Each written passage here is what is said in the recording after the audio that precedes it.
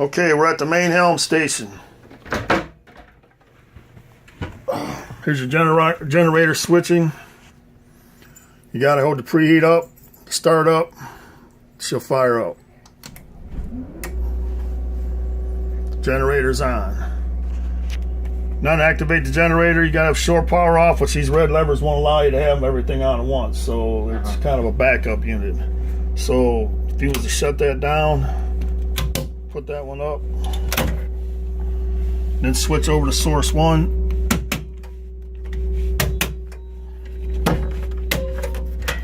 That gets the AC power up. Same thing if you want generator 2, you'd switch it over.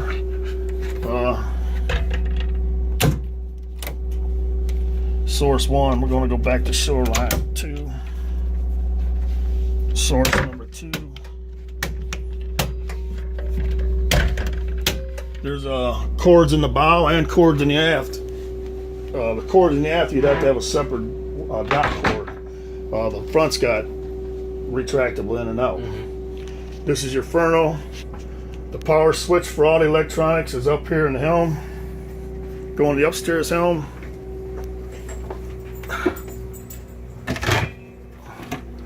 Now you just turn the main off. That powers everything up.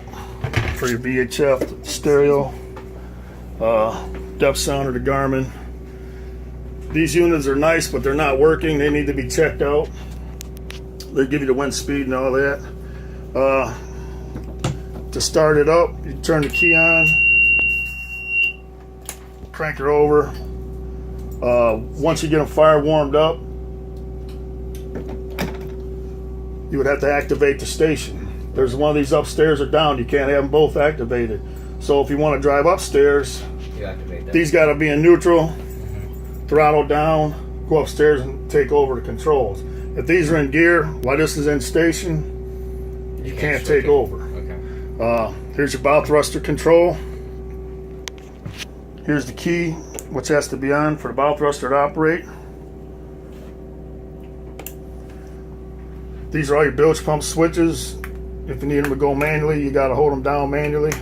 You were saying the bow thruster is not working because of the generator. No, the bow thruster is working on number 2 generator, but number 2 generators will run the bow thruster, but it's not putting out electric right now. Okay. In other words, both generators are running. Okay. But I can't see. I should be able to, with that generator I got running right now. So I don't understand. The bow thruster is electric? It's hydraulic. It's hydraulic. Okay, Which so makes it nice. So you can okay. really use it. Should be able to go over here. This would be the generator I just had running, would be pump 1. Okay. I'm thinking there's a valve downstairs that's not letting it take over. So if we go number 2 generator run, number 2 pump, and this is on, the thruster works just fine. To synchronize it, you gotta have both your throttles all the way back fully, the station active. Then you hit your synchronizer, the green light will come on. Starboard control is the slave. It goes all the way up. You always want to run the synchronizer, because that way both engines are running the same. And if you don't got both engines running the same, you're going to burn a lot of fuel. Then when you take this up, both engines come up the same RPMs. Marine radio. The Fernal's 3 functions is your chart plotter, your radar, and your depth sounder. Does all 3. Let's see. And you were telling me about the autopilot. You want to go over that again? Okay, on the autopilot, it's got a SIMRAD. It's not getting information from the Fernal. In other words, it's not tied in together. Now, maybe you can't tie the Fernal into this SIMRAD. I'm not sure on that part of the electronics. You would have to find out from an electronics specialist. The autopilot works just fine, but you have to set your own course. Yeah. So in other words, when you set up your Garmin, it'll tell you your course heading. You just come here, plug it into there, switch over, change it over. Can you put waypoints into this? You can put waypoints into that. Yeah, but you can't put waypoints. And that'll give you your heading, and then you come here and you just do your heading here. After each waypoint. Right. Yeah. And then you go to standby. Because when this is on autopilot, it's on autopilot. You can spin this wheel for days. Right. And nothing's going to happen. So we go to standby. Now you got Russ has all got rudder indicator here. The rudder indicator on the dashboard, obviously, it's off some. So this rudder indicator that's on here works just fine. Okay. Now over here is a DC power panel. Ship's DC power panel. And everything's labeled. Pause it. Your washer and dryer. Forward going downstairs.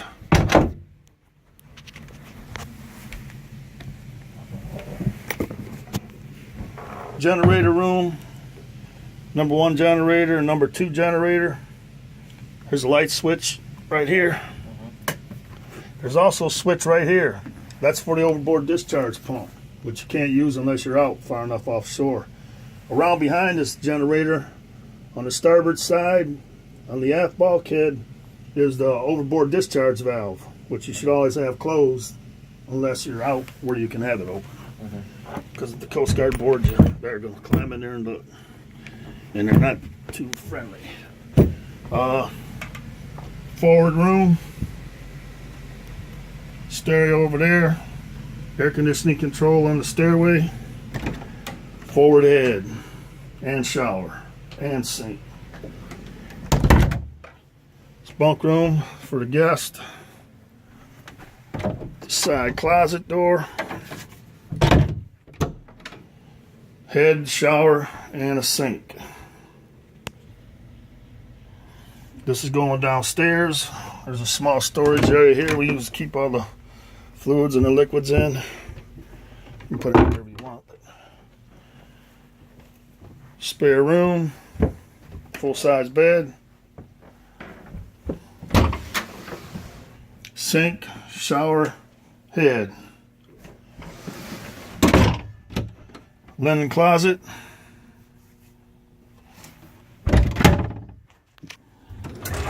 And a clothes closet. And all these lights are automatic, by the way. There's a small buttons when you close the door. There's the ship's airline hanging in there. There's the sweeper. The central vac does not work. It's never worked that I know of. Well, it probably worked when it was new, but over here under the bunk, there's their spare light bulbs in this drawer. Forward of that, there's spare filters. There's also spare filters in this cupboard. And in the engine room. So we're cleaning up today. There's your fire system. You have AC lights and DC lights. So if you ever have a generator issue or not at power, you got DC control. There's your stabilizer controls. There's the fluid level on it. There's the halogen system. There's the detect fuses on the outboard side. If those motors won't start for some reason or another, usually one of these fuses are gone. There's your steering cylinder. That valve over there controls your fresh water tanks that are on board. So if you run out of fresh water on one, you got to switch that valve, that yellow handle over there. Dual rate cores, one on each side. There's your manifold pumps and the oil pump to do oil change, which we'll be doing later. There's a water hose, so if you add water to the engines, you got a fresh water hose right there coming out of the fresh water system. These are your control valves for your fuel system. Your fuel tanks, they're all marked. That is the fuel tanks. That's the amount of fuel that the tanks will hold. It tells you each one. Those two switches are for your engine heaters. There's another AC/DC panel downstairs and a small one above it that they added in for the oil change pump. Starboard array core filters. That's your main engine battery charger, just below the documentation. One other fuse, if you have a problem and this thing won't start or crank over, there's a fuse in here, a 20 amp fuse. It's where it starts. That's one we had issues with. Those are your engine main strainer filters. There's the dripper shaft seal that I was talking about that's dripping, as you can see. It's not terribly bad, but it's dripping. Oh yeah. That's the main shutoff valve there for the main engines. If you ever have an issue to shut down the water, that's where you got to go. Let me go up here, back up here, since I forgot. Oh, another thing that needs, I'll put on the list, this starboard engine. Almost every time we went to start it, after it sit overnight, we'd have to bleed it out. Oh yeah. So to bleed it, you crack these two lines here, stick an oil pad. I just slide an oil pad under here, and each engine's got a fuel primer button. Okay. So if you ever change filters or got a primer issue, you can use this and it runs that pump. And she'll, once you see fuel come out of those lines, Right. just tighten them back up, no problems. Huh. There's oil dipstick on the starboard side. The port dipstick is down underneath. You got to get down in there to get it. Why they put it down so low, I don't know. But we got this one so convenient. Fire extinguisher. Your air line, which is going to the compressor upstairs for having air down here. Let's go back in here one more time. Yeah. And underneath the floorboard is there, these portholes here is the air conditioning strainers. So if you ever get a pH signal on one of these digital, it'll say pH. Usually you got to shut the valve and clean the strainer out. Okay. Other than that, I think we only had to do that when we first left, and other than that, we didn't have no problems at all. Engine room gauges, starboard and port. These are your main switches, your main battery switches. The 24 volt. That's your synchronizer control. And the master bedroom. All the windows got screens. You can open all the windows up. Walk-in closet. An automatic light. The main head with the bathtub, jacuzzi tub, sink, and a head. If you ever had to work on the trim tabs, you got to slide this mattress out, and there's a covers underneath you lift up, and there are pumps underneath there. Okay. Or the cylinders if you got cylinder issues. These bottom doors here are actually doors, not cupboards. So if you have to get in there and work on a cylinder or a rudder, that's where they're located. Okay, got Bose stereo system we got working. There's a TV. Underneath the TV is the Bose controls. There's a big speaker behind the couch over there. Also has handicap access elevators, which both work. Here's another head and a sink. Microwave works. The oven works. Been nice and cleaned up. Cooked our turkey in it the other day. Refrigerator works. There's a bolt. If you get out and see, you see it. There's a hole drilled in here to put the bolt through. Underneath the coffee maker, next to the dishwasher, these drawers will slide open. So if you open up the cupboard, there's bolts down in there. You just slide those bolts in, and that prevents the doors from coming open. There's also, can't see it, but with this, but there's a line goes around the refrigerator. If it gets real rough, you can tie that. That'll also keep her. The stove, I'll let Brandon show you how to work it. You got to start it, push a button, and then you got to hit another button for it to get nice and warm.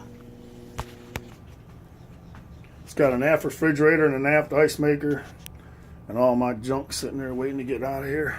And a sink in the back. There's a light switch for the stairwell going down. There's 2 storage lockers in the back on the aft deck.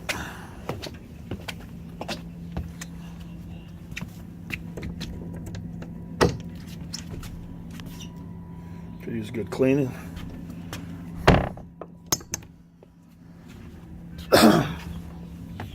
There's also dockside water filter system over there. If you're sitting for a while and you want to keep good clear water, which usually is not an issue. Exactly. Oh yeah. Go figure that one out. But yeah, for example, say you want to set your course up to this next spot here.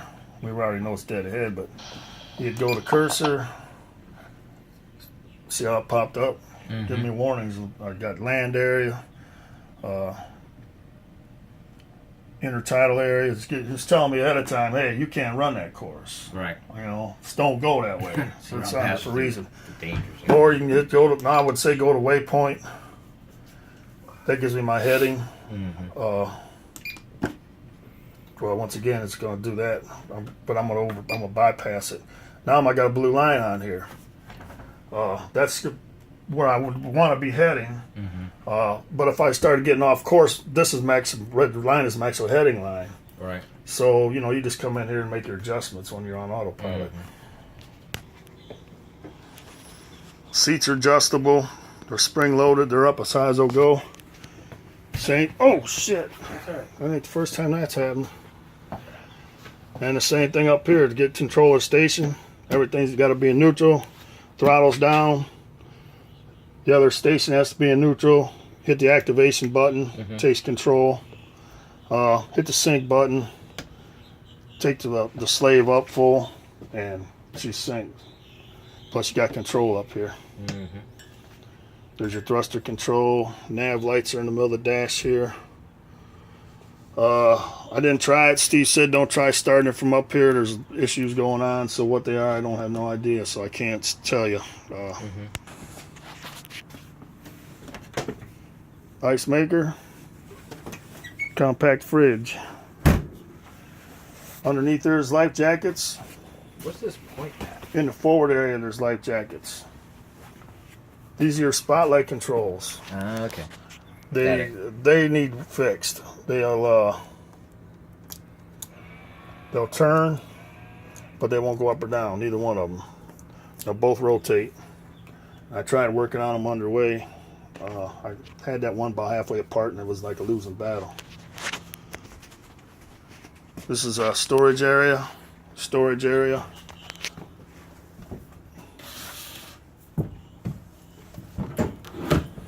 Electric grill. You can watch yourself while you're grilling. It works really nice. There's your 8-person life raft.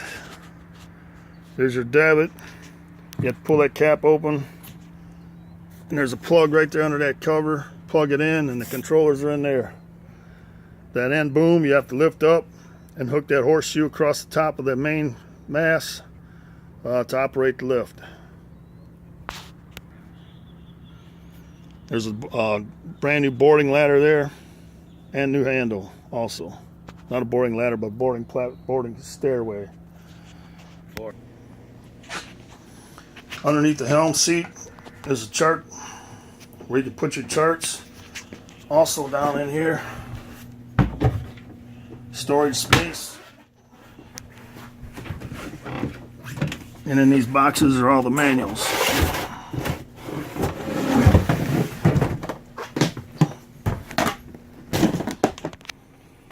The owner manuals.